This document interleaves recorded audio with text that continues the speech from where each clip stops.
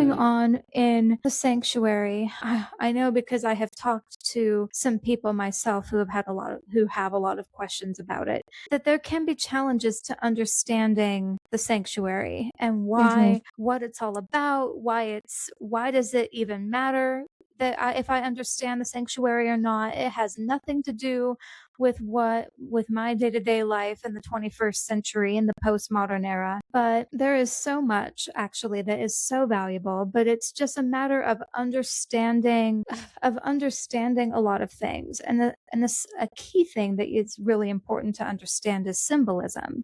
So I know one place that is really important and vital to go. I would be remiss to not go there when we're talking about the sanctuary, is to go to Daniel 7. Take away my religion degree if I don't go to Daniel 7. So I know one thing with Daniel 7 is that Daniel 7 and 8 is that there are visions that are being given and explained in Daniel 7 and 8. And Daniel 7 especially is what I like to call, and what other people like to call as well, a repeat and enlarge of Daniel 2.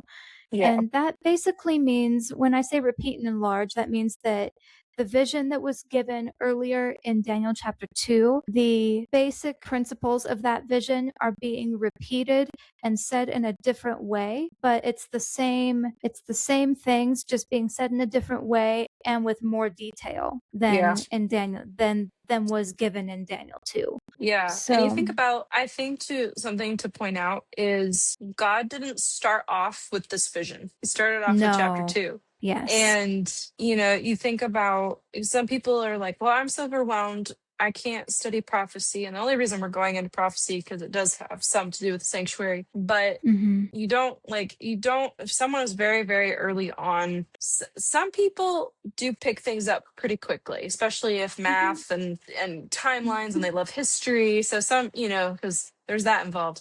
But but some people, it is harder to understand. And so I think it needs to be acknowledged, like, don't feel discouraged if it's something you feel like it's overwhelming and you can't understand it. Ask God for help and understanding. I know I do. This is, this is one of those things that maybe I've grown up with it, but I still have to really think about it. And there's so many people that I've known or have known that they can rattle some things off nilly-willy, like no problem. And they don't need notes. They don't, to kind of, now maybe they get off on a random thought every now and then, but but they can maybe rattle off like different names and dates and whatnot and details until the cows come home.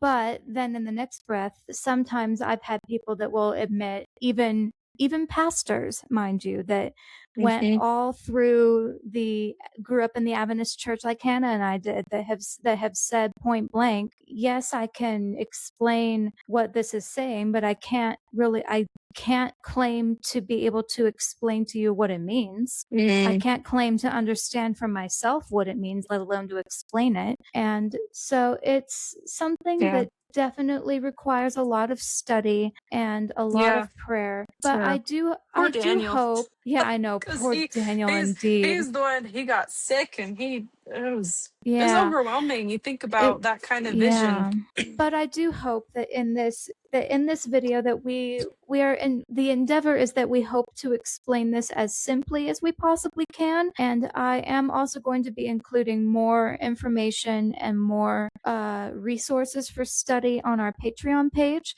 So if you really need more resources, or if you need to be, like, if you are a visual person like Hannah and myself are, and you need to be able to see the different concepts that we are going to attempt to break down and explain in a chart or in written form of some kind, I will be including that on our Patreon page.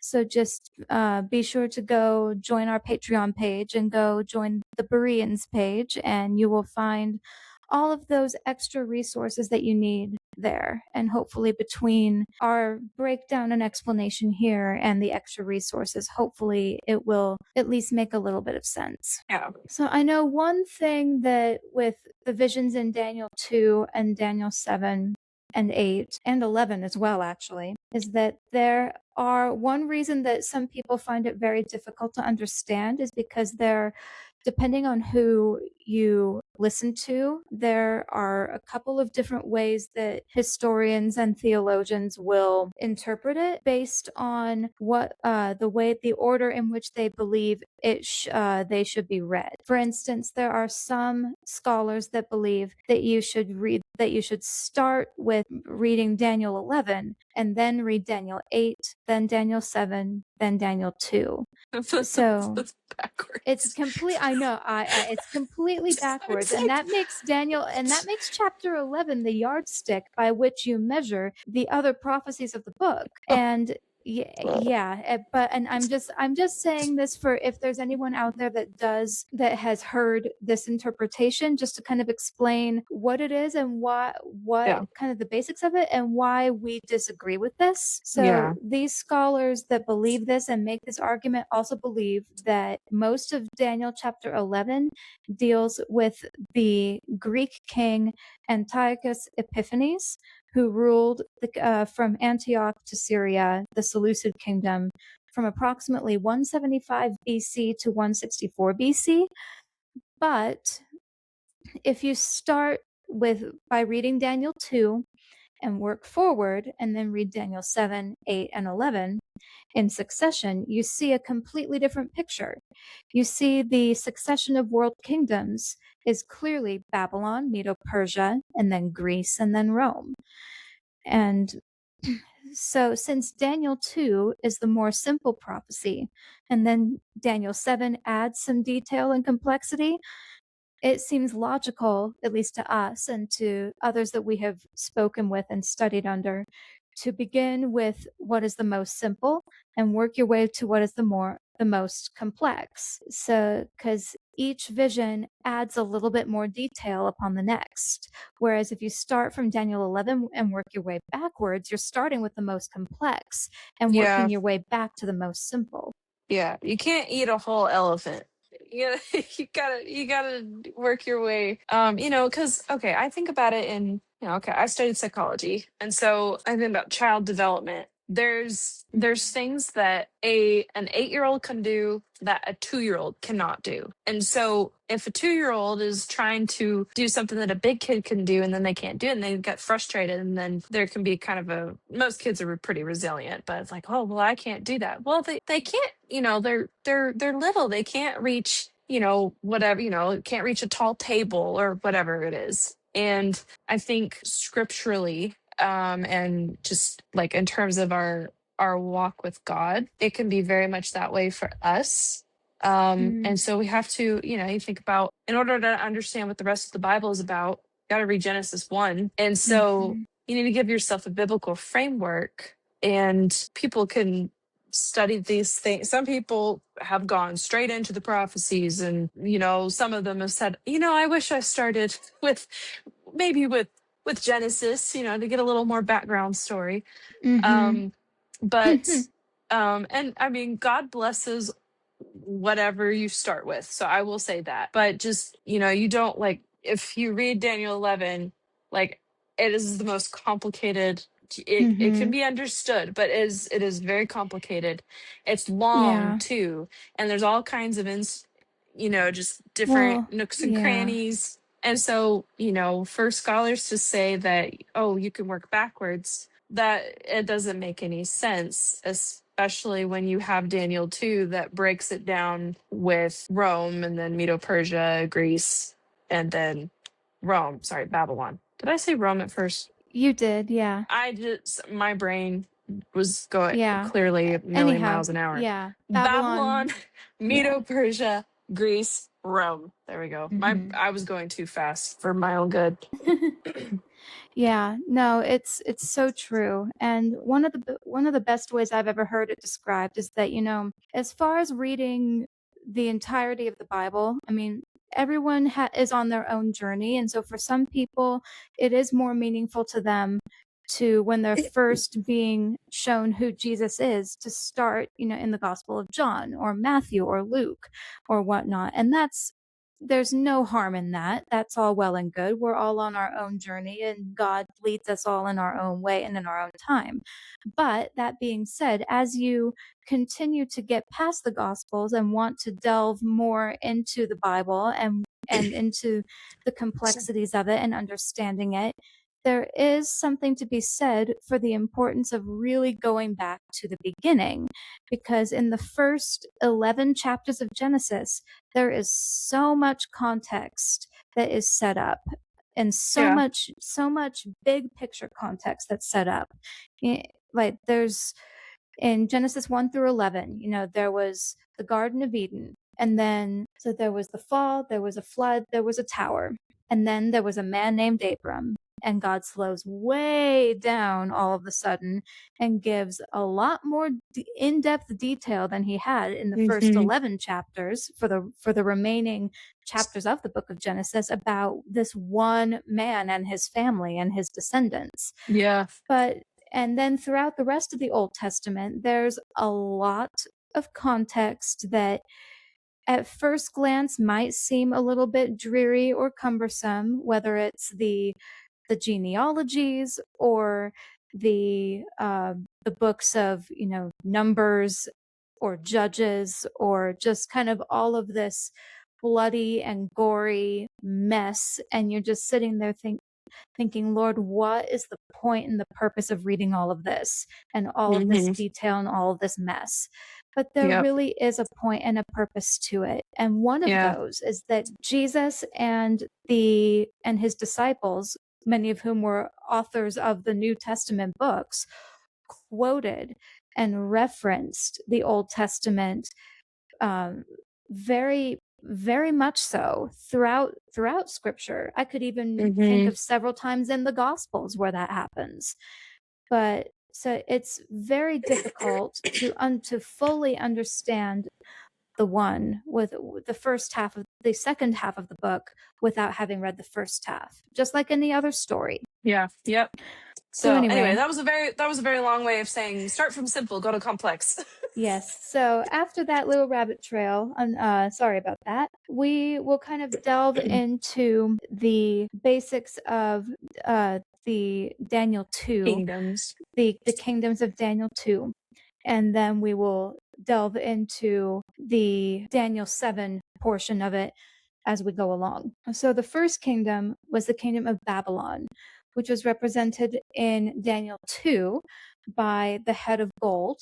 And in Daniel 7, it's represented by the lion with eagle's wings. So the eagle's wings on the lion signified the rapid speed in which Babylon conquered, but eventually their conquests became more scarce because the kings of the kingdom became weaker and weaker. So it went from having the conquering heart of a lion to the heart of a man. And it's interesting, it's fascinating to me that Babylon specifically was depicted as the lion with eagle's wings, because on the walls of Babylon's Ishtar Gate, which I had the privilege Hmm. of seeing several years ago, uh, there are lions depicted on that gate and in the audience chamber of the palace. And those lions are often depicted as having wings, eagle's wings. And then what was the next kingdom in that lineup? Persia, which is,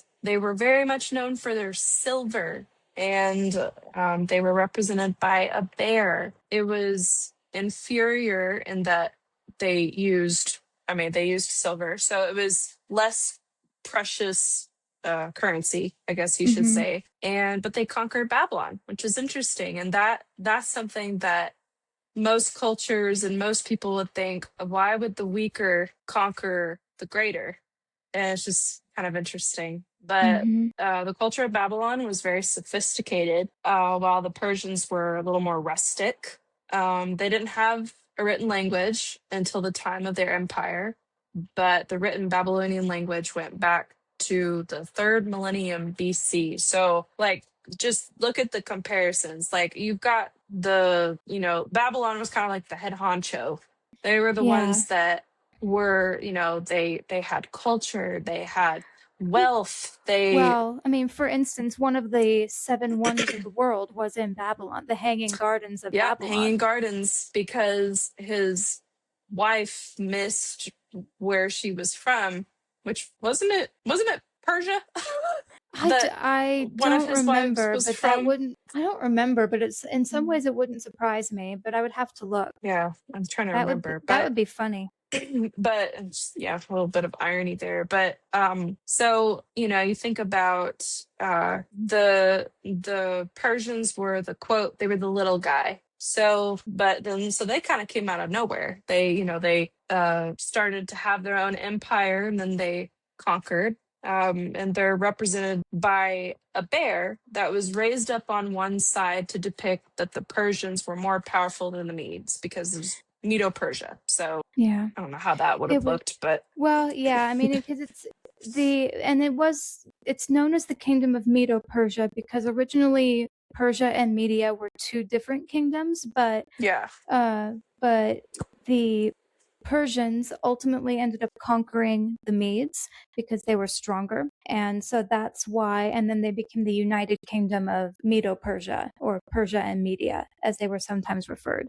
And so that's why the bear is depicted or described as being, I think of it kind of as almost kind of lopsided, like one side is raised up, like one arm is raised up more than the other or Yeah. something. Yeah. I'm not sure how else that would be. But then the third kingdom in the lineup is one of my personal favorites.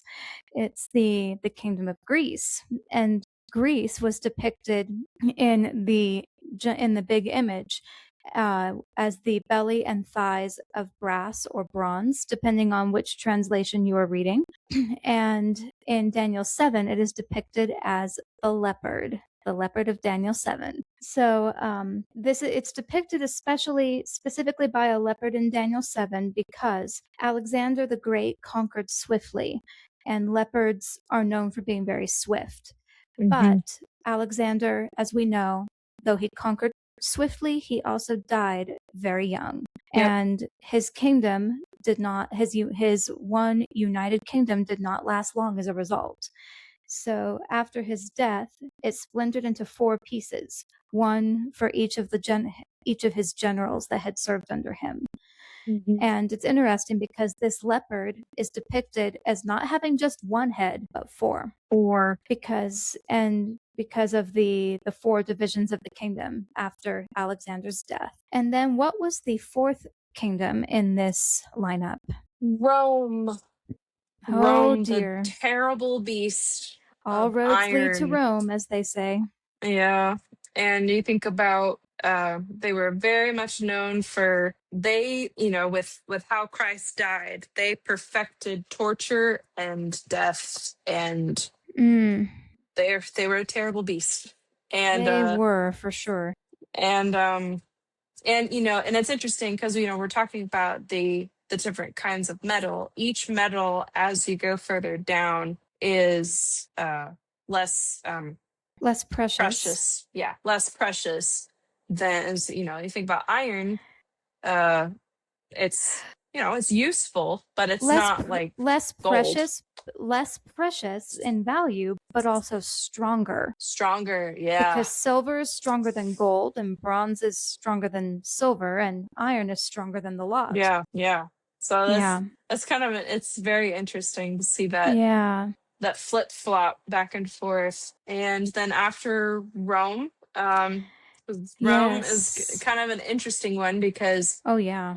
Rome fell off kind of. It was kind of a complicated. It was an extended, kind of an extended death of an empire. Well, Um. there is a reason that in social media, even still today, there's like this whole trend of what is your Roman Empire? Like, because Oh a yeah, lot of people tend to obsess even still today over the fall of the Roman Empire. But yeah, so it's known as, like, when people will ask you what is your Roman Empire? Like, what is that one thing that yeah, you obsess over or can't stop yeah, thinking about?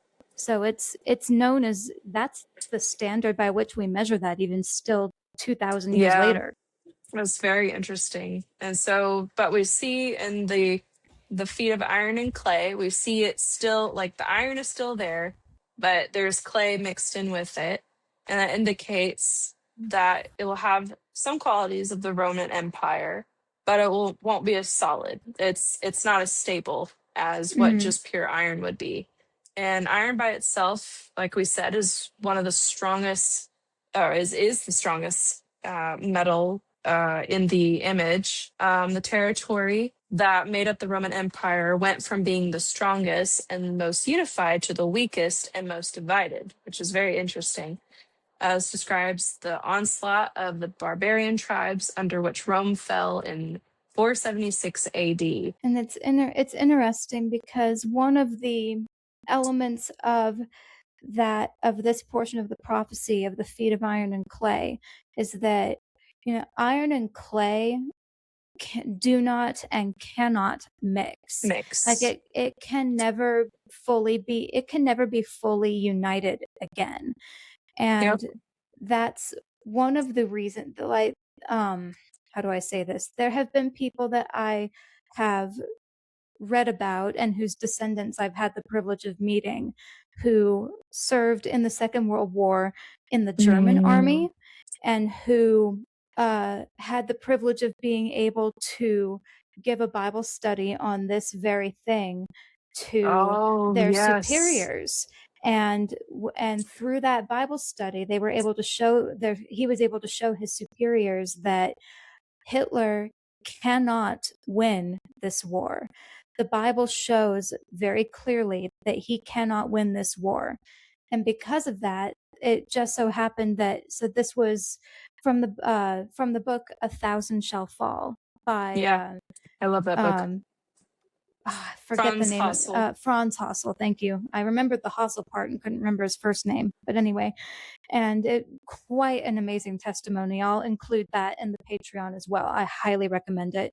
But it was interesting because it just so happened that his superior, who he was giving this Bible study to before the war, was a historian. And so he was Mm. able to verify that the dates all lined up exactly as history says they did. And because of that, he believed that that Mr. Hassel was telling the truth, that Hitler couldn't win the war. And so he allowed him to start quietly rationing some supplies, especially fuel supplies, so that when Germany surrendered, they were able to get back Mm. across to where the American troops were so that they could surrender to the Americans and not the Russians, and Yeah, yes. save themselves from a lot of potential grief in that process, and potentially saved their lives as well. So it's interesting to me that this very prophecy has been used by people in recent history during some horrific world wars to prove Hmm. that what these people in history have been trying to accomplish is not possible, because God has said that he is not going to allow it to come to pass. Hmm. So anyhow, moving on from the feet of iron and clay, there are from that fourth beast, the terrible beast, it is depicted as having 10 horns, but there is a little horn that grows out of the fourth beast. So, because it grows out of that fourth beast, that means that it must be a continuation of the Roman Empire in some way. Hmm. Not necessarily in a political way, but in some way. Hmm. It must be a continuation or reminiscent of it. Hmm. And there are certain characteristics of it. And one characteristic is that it speaks boastful words against the Most High. So if you could go to Matthew Matthew. 23, verse 9, and read that, and I will pull up another one later, the next one later. All right. Matthew 23, verse 9. Do not call anyone on earth your father, for one is your father, he who is in heaven. So one way in which you can speak boastful words against the Most High, another way that you could describe that is by being a word that we often use in Christian vernacular, which is blasphemous, which is basically blaspheming God by uh, claiming to, and one way you can blaspheme God is by claiming to be God. For instance, when Jesus was on earth, the Pharisees accused Jesus of blasphemy because he claimed to be the Son of God.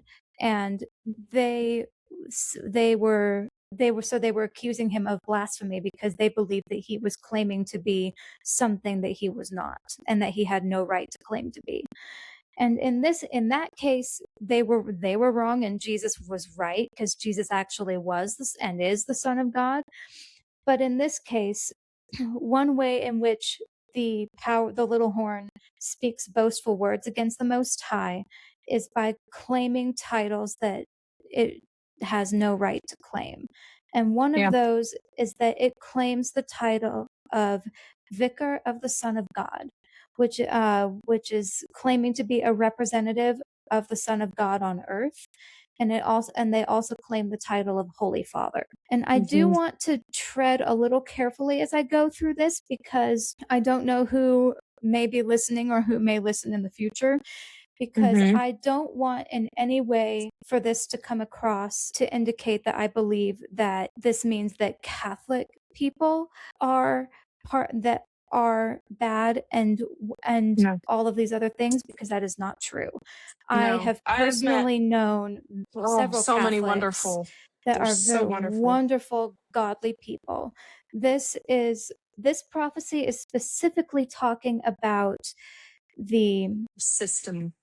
a system that is corrupt, or has corrupt Yeah. elements within it. But unfortunately, there is not a system out there that at least that I have come in contact with, that does not have some corruption in it, simply because it is all run by humans. And even when it is run with Yeah. the best of intentions, corruption seeps its way in, because we are faulty human beings. Yeah. But that being the case, this is a prophecy about a very specific system, not in any way about the people that are within it. Very, very, very different things. And the next quality, or yeah, the next why can't I think of the right word? But anyway, the next quality, for lack of a better word, is it is a persecuting power. This little horn power. And we know from history, from the time of the Dark Ages especially, that the power of the papacy was historically a persecuting power. We have the history of the Waldenses and the Albigenses, among many, many others, that were persecuted for not submitting to the papacy, instead of for submitting to their conscience instead of submitting to the papacy, on things where they believed that the scripture was telling them to do one thing and the papacy was telling them to do something else. Yeah. Unfortunately, the next characteristic is that this power will seek to change times and laws. So the word that is used for times, this was written in Aramaic, this specific chapter, and the Aramaic word for times is the word zimin, which is the plural form of the word zaman. So when used in the plural, as it is here, this refers to repeated points in time, and Hmm. repeated points in time is connected in the verse itself with God's law, and there is only one law in God's law that I'm aware of, at least, that mentions a very specific time, a Yep. repeated specific time that we are Yep. supposed to remember, and that is the Yeah. Sabbath day. Yeah. Can I read this quote? Yeah, go for it. Yeah. I'll read, because when I was reading it earlier, as I was preparing, and I was like, I want to read that. Yeah. so Yeah, it's a so good one. I'm so so this is by John O'Brien, professor of theology, University of Notre Dame. The Bible does not contain all the teachings of the Christian religion, nor does it formulate all the duties of its members. Take, for example, the matter of Sunday observance, the attendance at divine services, and the abstention from unnecessary servile work on that day, a matter upon which our Protestant neighbors have for many years laid great emphasis. Let me address myself in a friendly spirit to my dear non Catholic reader.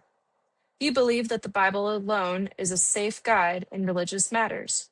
You also believe that one of the fundamental duties enjoined upon you by your Christian faith is that of Sunday observance. But where does the Bible speak of such an obligation? I have read the Bible from the first verse of Genesis to the last verse of Revelation, and have found no reference to the duty of sanctifying Sunday. The day mentioned in the Bible is not Sunday, the first day of the week, but Saturday, the last day of the week. In observing Sunday as you do, it is not apparent that you are really acknowledging the insufficiency of the Bible alone as a rule of faith and religious conduct, and proclaiming the need of a divinely established teaching authority, which in theory you deny. Mm, Ooh. yeah, that's heavy. I do want to add that, because I forgot to put this part in the notes, but I do want to add that that was an excerpt from that was written or spoken by the professor of theology from the University of Notre Dame, but that was an excerpt that was taken from a book called Daniel, a Reader's Guide by William H. Shea. And that specific book is no longer in print, but I have seen used copies in different used Yeah, it's bookstores interesting. online. I was able to acquire a Yeah. copy when I was at university because I used it in one of my classes, but Yeah, I I have was not like, been wait, able to. I recognize. Yeah, there's a reason Oh, for that. So that is an excerpt from that book, which I would very highly recommend. He's William Shea is very good at explaining and breaking down a lot of things uh, throughout the book of Daniel, even in the earlier chapters of Daniel, and explaining historically why we think that some things happened the way that they did, even within the narrative of Daniel and in the prophecies hmm that he explains. He At any rate, he explains a lot of Daniel in a way that is very, very simple and easy to understand, but that also is very deep at the same time.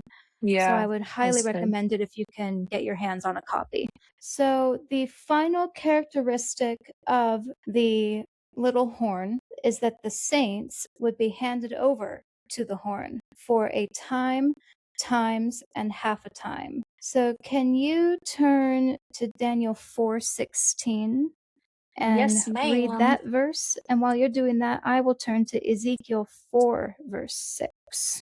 Daniel 4:16. Let his heart be changed from that of a man. Let him let him be given the heart of a beast, and let 7 times pass over him. So, This is talking about Nebuchadnezzar yeah, and his he was gonna go mad for 7 years. yeah. In that, we see that a time refers to a year. So the going off of that, then the time, times, and half a time would equal up to 3.5 prophetic years. And in the Hebrew calendar, each year was made up of 360 days, making a total of 1,260 days. And in Ezekiel 4:6 that I have here, it says God was speaking to Ezekiel, and he said, "And when you have completed them, lie again on your right side. Then you shall bear the iniquity of the house of Judah 40 days. I have laid on you a day for each year." So, according to this principle is giving us a day for a day for a year, and so that would be 1,260 years in our case. So the question then would be, so how do you know when these 1,260 years would start? that the saints would be handed over to the little horn power. Well, the beginning of this starts in the year 538 AD, because that is when the Bishop of Rome was given headship of the church. And that was when he had headship and authority and started to rule with an iron fist, more, you might Hmm. say. Pun very much intended.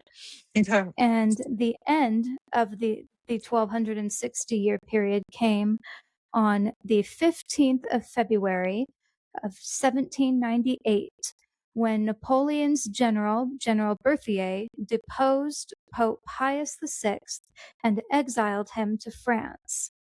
This is what is referred to in the book of Revelation as the deadly wound.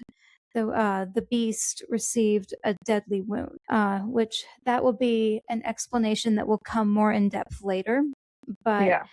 the basic premise of it is that the time in which the saints are handed over to the little horn power and are under the little horn power is a 1260-year period that begins in the year 538 AD and ends in the year 1798 AD, during the time of the French Revolution. So further on in Daniel 7, after it talks about the little horn, it goes into a it continues into another prophecy. And I think that we should start by going to Daniel 7 and reading that passage, starting in Daniel 7 and reading verses 9 through 14, which is sometimes known as the vision of the Ancient of Days.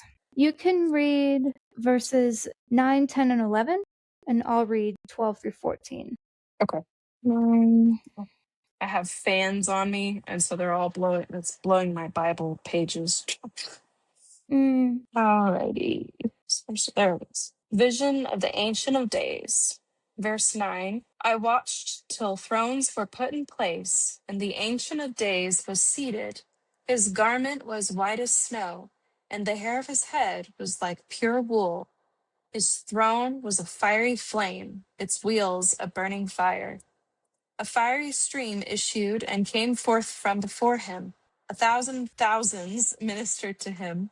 10,000 times 10,000 stood before him. The court was seated, and the books were opened. I watched then because of the sound of the pompous words which the horn was speaking. I watched till the beast was slain, and its body destroyed and given to the burning flame. As for the rest of the beasts, they had their dominion taken away, yet their lives were prolonged for a season and a time. I was watching in the night visions, and behold, one like the Son of Man coming with the clouds of heaven. He came to the Ancient of Days, and they brought him near before him. Then to him was given dominion and glory and a kingdom, that all peoples, nations, and languages should serve him. His dominion is an everlasting dominion which shall not pass away, and his kingdom the one which shall not be destroyed. Mm. So this is depicting the yearly cleansing of the sanctuary in the Old Testament, which was a symbol of the final work of judgment prior to the second coming of Christ. But a question is often asked, well, when will this judgment start? And the answer to that is given to Daniel, but it is not given to Daniel until all the way in chapter 9, actually. And in fact, before we go to chapter 9, I'm going to go ahead and read verse 15, actually, because it says, I, Daniel, was grieved in my spirit within my body, and the visions of my head troubled me. So that is a verse that we were referring to earlier before we started talking about these prophecies in Mm-hmm. Daniel, is that, this vision specifically troubled even Daniel so much that what that he was grieved. Like he did not even fully understand it. He had to ask for help and for understanding. And it did happen that his prayer was answered, but it didn't it but we didn't get the answer until he did not get the answer until he was able to record it in chapter 9. And so I think I'll have you go ahead and read just straight through Daniel Okay. 7. I mean, not Daniel 7, Oh, 9. Daniel 9, 20 through 27. Okay. And then I will read it again, but in a different way than you will be.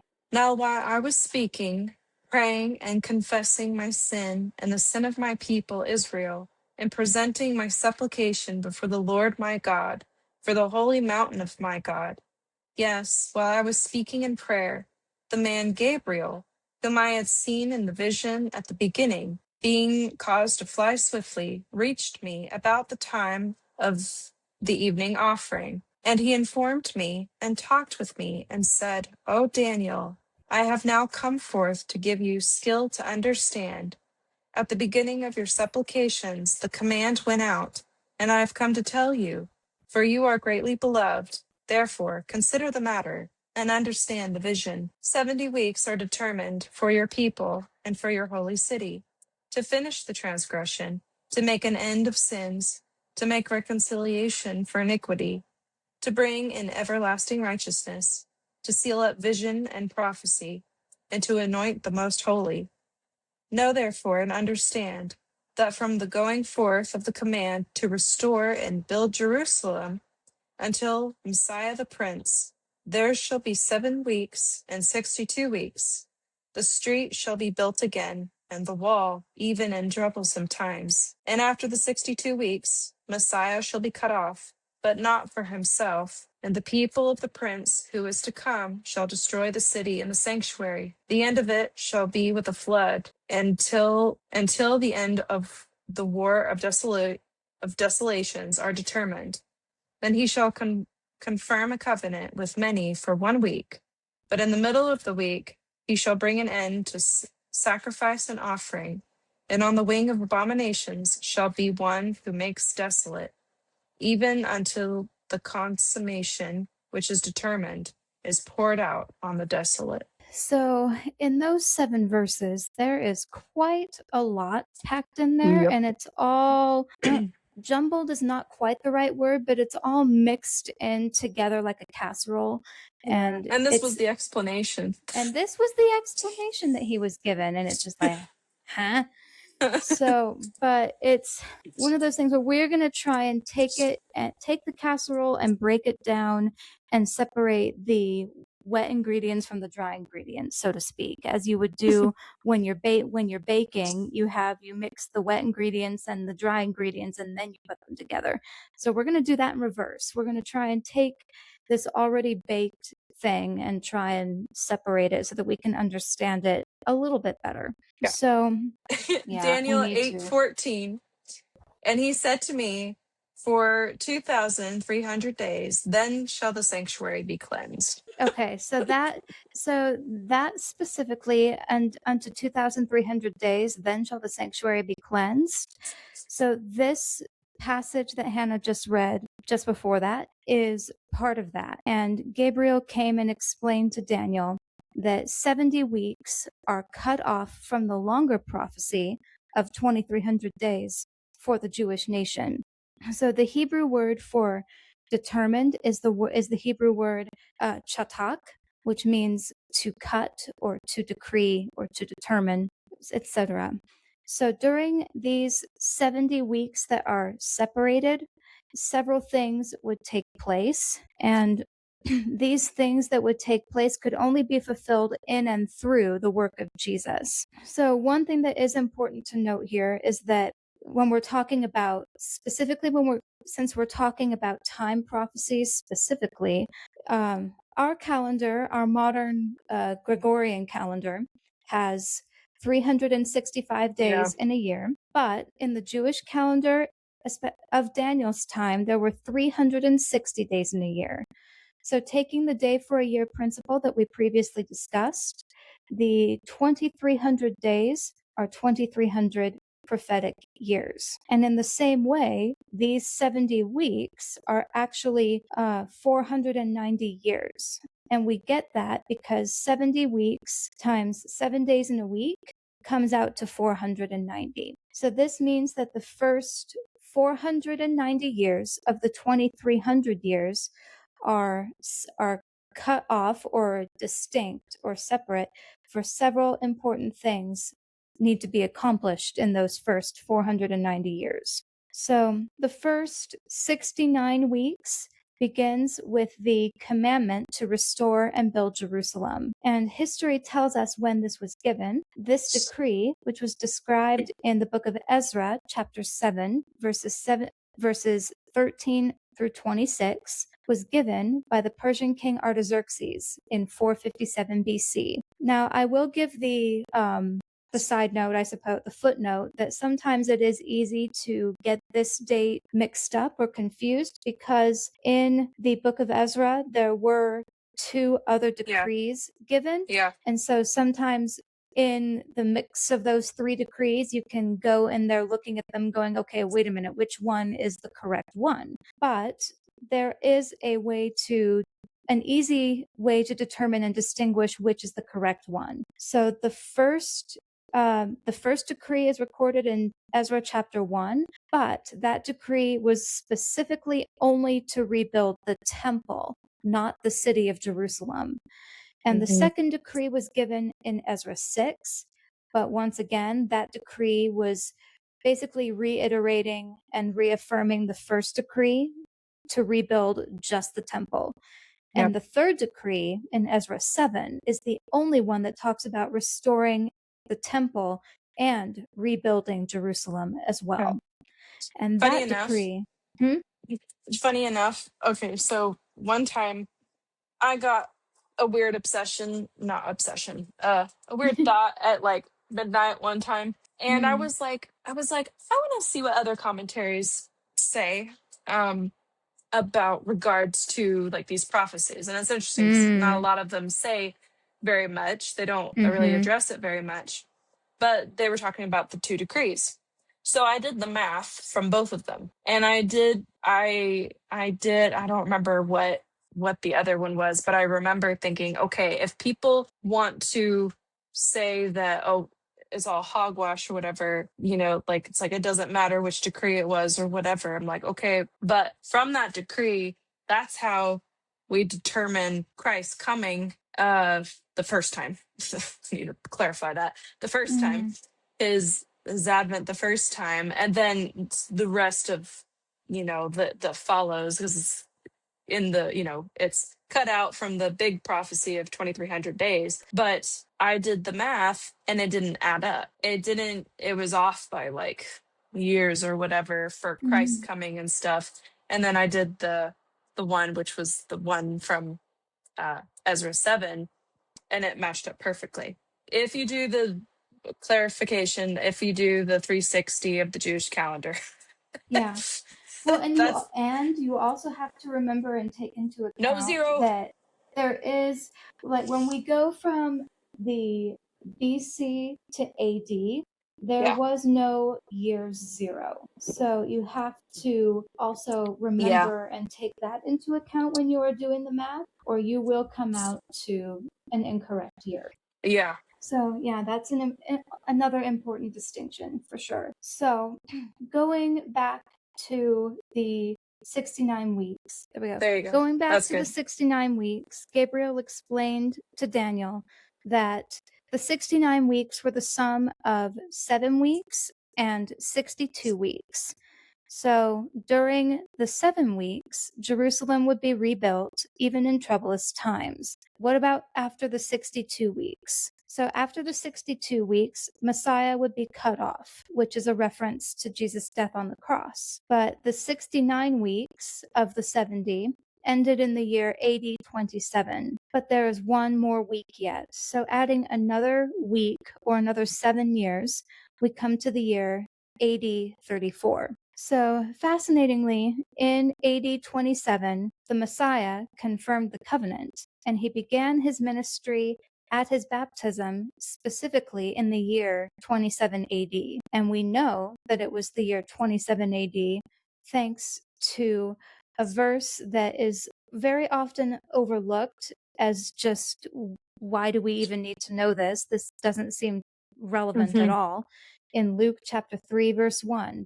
But well, with all of the Gospels, they each added their own details that they thought were very relevant and important. But Luke, especially being a physician, was very, very detail oriented. And Yes. he did not include details needlessly. So if he No. included it, there was a reason.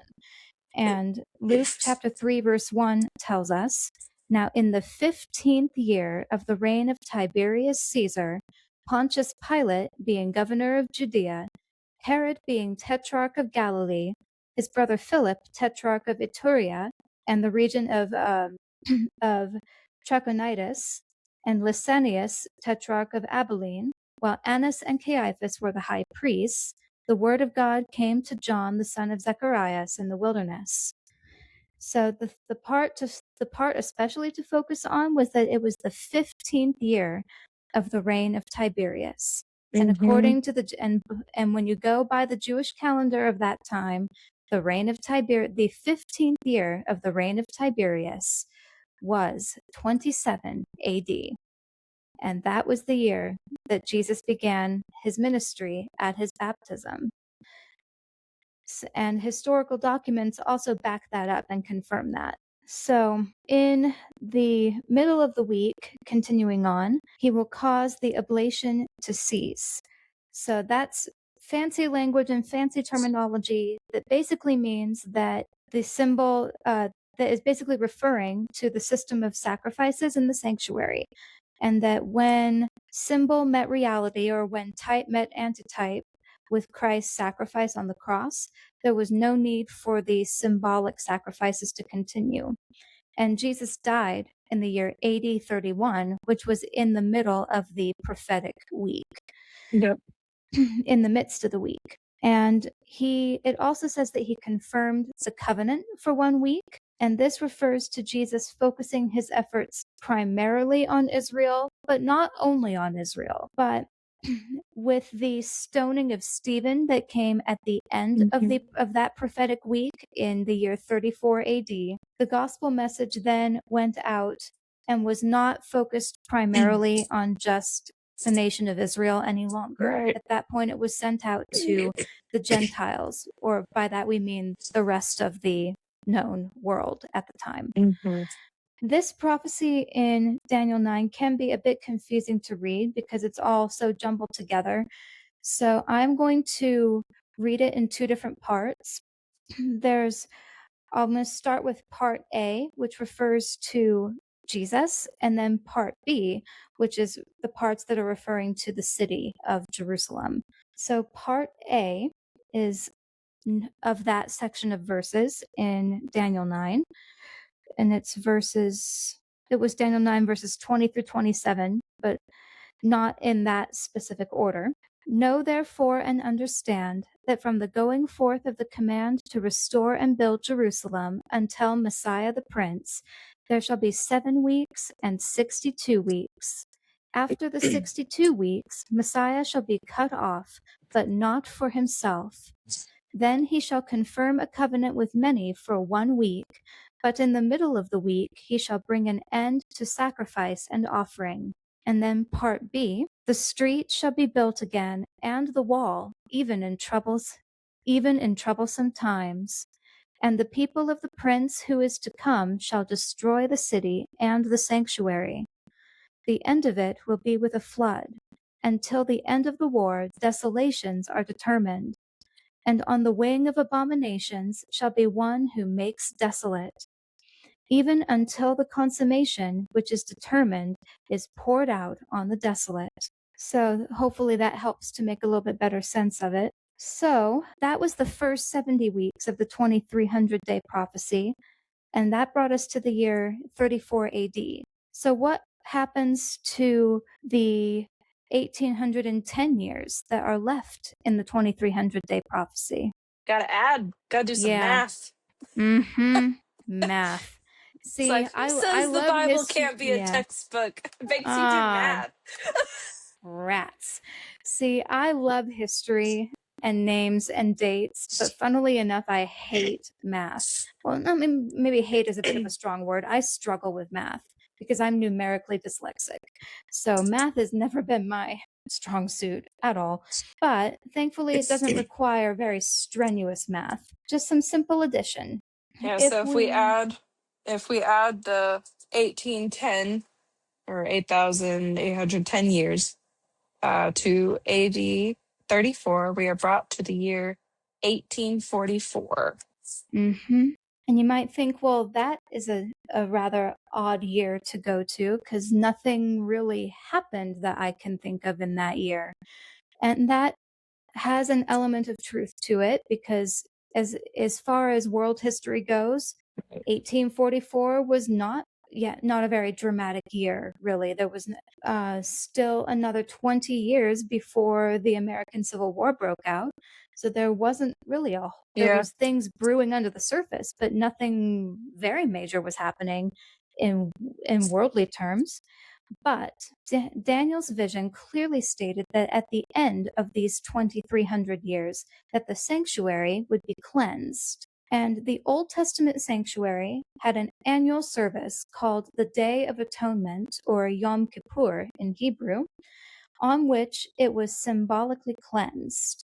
And what is done on earth is also done in heaven. In the Lord's Prayer, Hmm. Jesus said, "Thy will be done on earth as it is in As it is in heaven." heaven. And that is what is going on in this instance. So it is the the sanctuary in heaven will also be cleansed, and the cleansing of the heavenly sanctuary began in the year 1844. So, something that I have been asked a few times, and I know others have been asked this as well, even in the Christian community, is especially in the Christian community, is what is Jesus doing right now? Because we know that he came and lived Yep. and died and ascended and went back to heaven after his resurrection. But Yep. what has he been doing all this time? And this is in part an answer to that. He is Yeah. our high priest, and he has been ministering in the heavenly sanctuary, interceding for his people. And so I know this one way that sometimes a lot of people have a hard time imagining a sanctuary in heaven in the same way that there was a sanctuary on earth. But one way that I have heard it explained to me is that the sanctuary here on earth was very symbolic of the sanctuary in heaven, and Yeah. there is reason to believe, or there is a good possibility that the sanctuary on here on earth was modeled after the heavenly courtroom, the heavenly throne room, Mm. Yeah.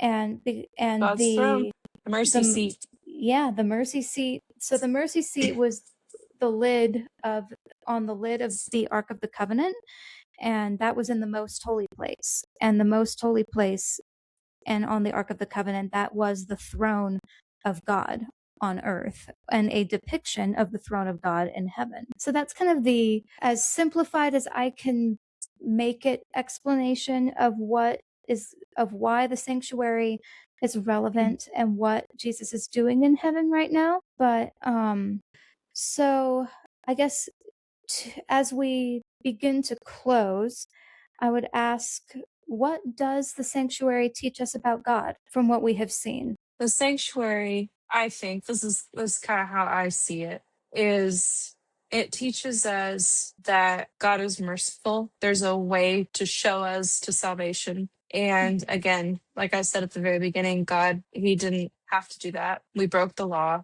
We didn't deserve mercy, but he gave it anyway. And it also shows a beautiful design, because sometimes I wonder before the fall what the symbols of different things in heaven would have been. Is, before the fall there wasn't needed, before even Satan, when everything was still in harmony, there wasn't really needed to have intercession and things like that. So, what did it look like before? Eventually we'll see it when we when we when we're in heaven, and we don't when sin is done away with eventually.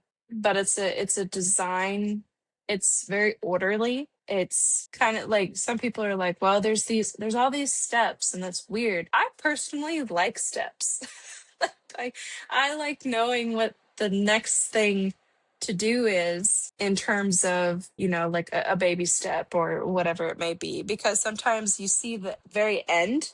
Because sometimes what we forget, if we don't see the sanctuary pattern, if we only see, oh, it's the most holy place or whatever, like I'm not worthy to go into God's presence. I'm not, if we only see that part of it and we don't go through the altar of sacrifice, the labor, and then going to the holy place, go through the entire justification, sanctification process that we kind of talked about another time with the when we talked about salvation. The quote, the end goal seems very overwhelming. And so I think these steps that God gives us, it's a map. It's like you said, it's a journey. It shows us what to do. So what does it teach us about God? It's that he's a loving father. He's merciful. He Mm. wants to teach us. He wants to show us. I was reading some Psalms earlier, and it's, turn, and he's like, Lord, Lord, turn your countenance upon me. And I saw a pastor one time that was talking about that. And it's literally like whenever it's the brightness of his countenance, it's literally the kind of the origins, or the kind of the way the wording is. It's as if a father is trying to make his child laugh. Mm. And so God wants us to be joyful and um, happy, and to be in communion with him. And anyway, so, and I think it also shows, because I think a lot of people have the misconception that God the Father, that he's harsh. He's the God of the Old Testament. People see that, and they see the judgments, and some of them could be hard for us to comprehend. But through the sanctuary system, we see mercy and justice. Anyway, so that's Mhm. my long-winded way of saying all of that. No, it's that's a good summation. I think that's a good recap of that. And the one thing I would add to that is that not only does it show us a more accurate picture of who God is, but it also shows us in a way that the God of the Old Testament and Jesus of the New Testament are not as different as we often Yeah. misconceive them to be. That Yeah. they are very much one and the I mean, so not one and the same is wrong, but that they are very Yeah. more similar than Same they are character. different. They are of the same character. And If you've they seen me, both you've seen the Father. exactly. And they both And have that innate yeah, desire to dwell with us again. I mean, well, and then, oh, like you said that, and I was like, wait, like, God in the Old Testament, he wanted to dwell with us, but Christ, when he came down, he came to dwell with us. Mhm. And he still dwells with us and is indwelling within us, and sent his Holy Spirit Mhm. to be with us while he's preparing a place for us and doing his work in Yeah. the holy place, most holy place. And Um, after the second coming and after the millennium, when the new Jerusalem comes down to the earth made yeah, new, the throne room and the center of the universe, not just of this earth, but of the universe, will be with us on this earth, amen. which is That's so which cool. is yeah, which is And and humbling. it's And humbling and mind-boggling all at once, because not only is he coming down to save us, which would be grace enough, like he could have easily come down to save us and said, "Yeah, I'm coming to save you, but I don't want to look at you. I don't want to you can be saved, but I'm going to put you on this planet over here on the side, off to the side, so that I don't have to interact with you or look at you." But no, he's going beyond that. He's coming down to save us and still wants to dwell with us again, and is yeah, going to make his throne room on this planet, on the earth made new. that's so cool. Yeah. So I guess that's really the summary of it in a sentence or in a nutshell, is that the sanctuary shows us that God is not distant. He is near. Amen. So, well, that will be it for this week. But next week, we will have another topic and another episode.